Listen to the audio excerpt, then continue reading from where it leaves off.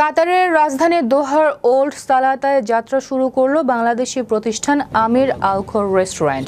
কাতার প্রতিনিধি আবুল কালাম ফয়সাল জানান, প্রবাসের কর্মস্থান সৃষ্টি ও বাংলাদেশের খাবারের স্বাদকে বিশ্বের কাছে পরিচয় করিয়ে দেওয়ার পাশাপাশি প্রবাসীদের বৈচিত্র্যময় খাবারের চাহিদা মেটানোর প্রত্যয়ে আনুষ্ঠানিকভাবে যাত্রা শুরু করল এই রেস্টুরেন্ট।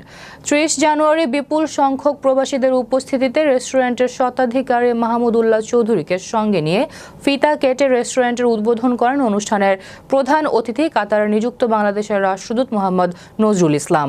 বিশেষ অতিথি হিসেবে উপস্থিত ছিলেন শ্রম কাউন্সিলর মাসুদুল কবির, দূতাবাসের প্রথম সচিব ও দূতালয়ের প্রধান মোহাম্মদ নাসির উদ্দিন। অন্যান্য অতিথিদের মধ্যে উপস্থিত ছিলেন মোহাম্মদ এমদাদ চৌধুরী, আবু তালেব, জসিম উদ্দিন, মাওলানা আবু বক্কর ও তারেক রহমান প্রমুখ।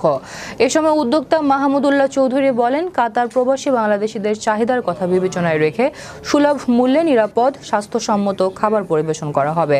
শেষে রেস্টুরেন্টের সাফল্য ও সমৃদ্ধি কামনায় দোয়া মোনাজাত পরিচালনা করেন মোহাম্মদ নিজামউদ্দিন। কমিউনিটি আছে, যেমন কাতারি এবং অন্যান্য যে কমিউনিটিগুলো আছে, তারা যদি এই রেস্টুরেন্টগুলিতে আসে এবং তারা যদি আমাদের ঐতিহ্যবাহী খাবার উপভোগ করে, তাহলে কিন্তু শুধুমাত্র রেস্টুরেন্টের সংখ্যা বাড়ার চাইতেও আরেকটি বড় যে আমাদের পাওনা, সেটা হলো আমাদের ইতিহাস, ঐতিহ্য এবং সংস্কৃতির যে বৈশ্বিক বিস্তার সেটা, এবং এর মাধ্যমে কিন্তু আমরা অনেকগুলোই আসলে উপকার পাই।